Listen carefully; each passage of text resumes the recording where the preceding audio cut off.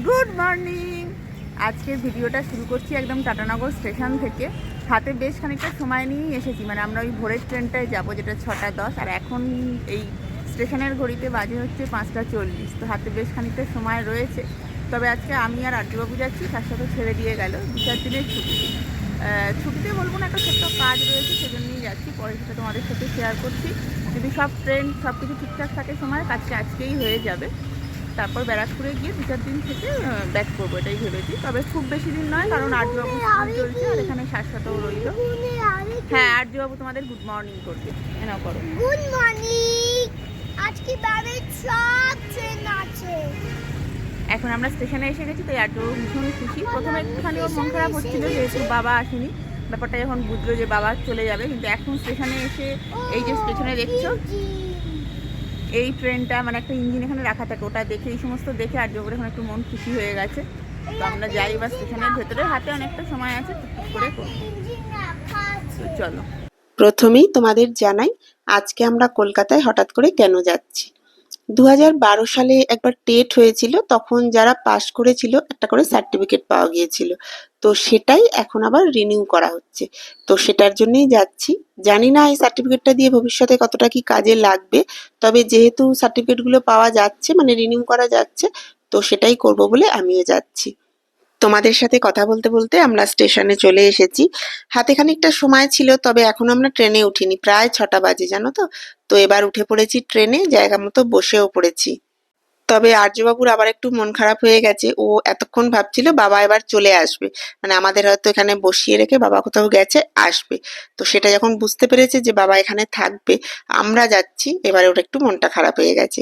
তো একদম right time train ছেড়ে দিল, দুগ্গা দুগ্গা করে চলো রওনা দিই।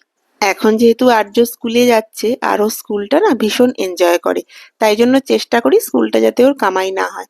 তবে কাজটা রয়েছে, তো সেই জন্য যেতেই হবে। আর এরকম সপ্তাহের মাঝে শাশ্বতর পক্ষে যাওয়া সম্ভব নয়, তাই আমরা দুজনেই বেরিয়ে পড়লাম।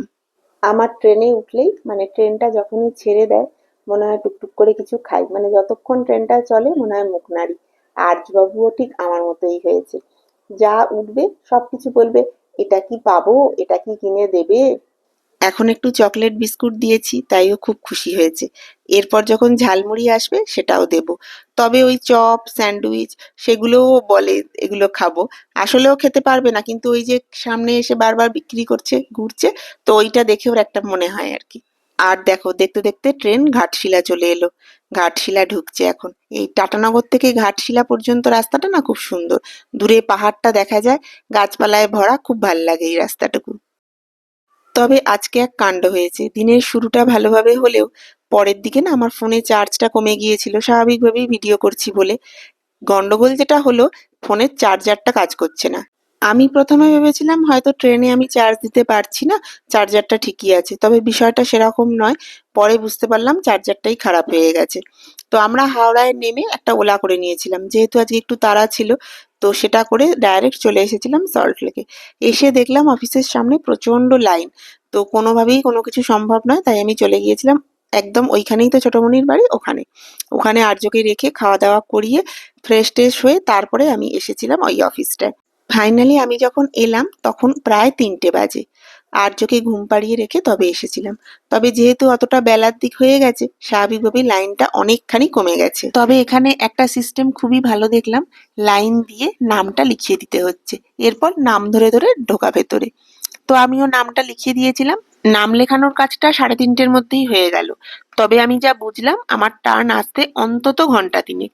আর ছোটমণির বাড়ি এখান থেকে হেঁটে 2-3 মিনিট, তো অপেক্ষা করার কোনো প্রশ্নই নেই। আমি চলে গিয়েছিলাম ছোটমণির বাড়ি। ওখানে বেশ কিছুক্ষণ থেকে প্রায় 6:30 নাগাদ আর্যকে নিয়ে এসেছিলাম। ততক্ষণে ও ঘুম থেকে উঠেও পড়েছে।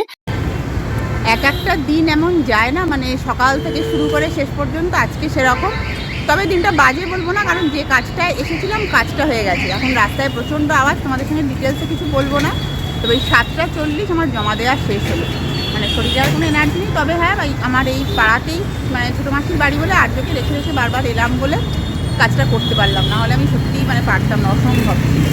তো এখন আমি আর্যকে নিয়ে এসেছিলাম লাস্ট এই জমা দেওয়ার জন্য। তো 40-45 মিনিট ওকে নিয়ে দাঁড়িয়েছিলাম। ওর দিকেরবেলায় আর ইচ্ছে করছিল না ওখানে থাকতে, চোখ বায়না করলো বলে আবার নিয়ে এসেছি। তো এখন 7:40 জমা দেওয়া হলো, ফিরছি। না শরীরে কিছু অবশিষ্ট নেই। তো তোমাদের বাড়ি গিয়ে ডিটেলস আবার কথা বলছি। এখন তো জায়গাটা পুরো নিস্তব্ধ রয়েছে, তবে সারাটা দিন আজকে ভীষণ গমগম করেছে। এত লোকের ভিড় ছিল সারা দিন, এদিক থেকে ওদিক শুধু লোকে লোকারণ্য।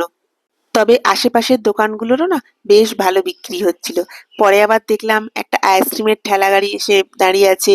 তারপরে আরো একটা ওই ডালের বড়া হয় না, সেই বড়ার একটা গাড়িও দেখলাম এসে দাঁড়িয়ে আছে। ওদেরও ভালোই হলো, বিক্রি বাটা হবে এই কদিন। আমরা এখন বাড়ি যাচ্ছি, তবে আজকে আমার তো একদমই এনার্জি নেই। সেই সকালবেলায় উঠেছি 4:30, তখন থেকে টানা চলছে। তবে হ্যাঁ, একটাই যা ভালো, তোমাদের আগেও বললাম, কাজটা হয়ে গেছে। সেটা না হলে ভীষণ খারাপ লাগতো। আজকে রাত্রিটা থাকবো, কালকে দুপুরবেলায় খাওয়া দাওয়া করে ধীরে সুস্থে ব্যারাকপুরের জন্য বেরোবো। আর এইটা হচ্ছে আর্যর প্রচন্ড প্রিয়, ওকে একা ছাড়লে এটা এসে উঠে পড়ছে। ছোটমণি এক কাপ গরম গরম কফি নিয়ে ডাকছে, ওটা খেয়ে নিজেকে চাঙ্গা করি। আর ভিডিওটা এখানেই শেষ করে দিচ্ছি। খুব শিগগিরই দেখা হবে একটা নতুন ভিডিও নিয়ে। ততক্ষণ সবাই খুব ভালো থেকো, সুস্থ থেকো।